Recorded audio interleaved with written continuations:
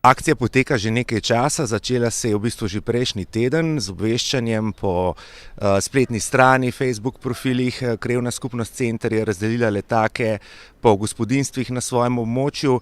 Akcijo oglašujejo tudi nekatere druge krajevne skupnosti v Kranju, Huje, Planina, Bratov Smuk, Primsko, Vodovodni stolp in Stržišče. Zakaj je pomembno, da ljudje pobirajo pasje iztrebke?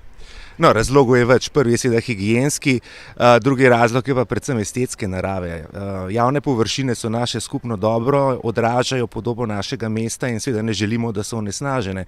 Še zlasti zdaj, ko prihaja poletje in bodo turisti v mestu in obiskovalci, pač želimo, da se mesto pokaže kot lepo.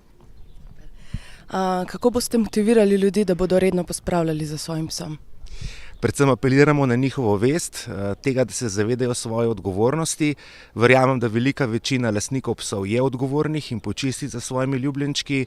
Za tiste, ki pa pač tega ne naredijo, bo pa poskrbelo mestno redarstvo, druge možnosti ni. Kaj več o tem?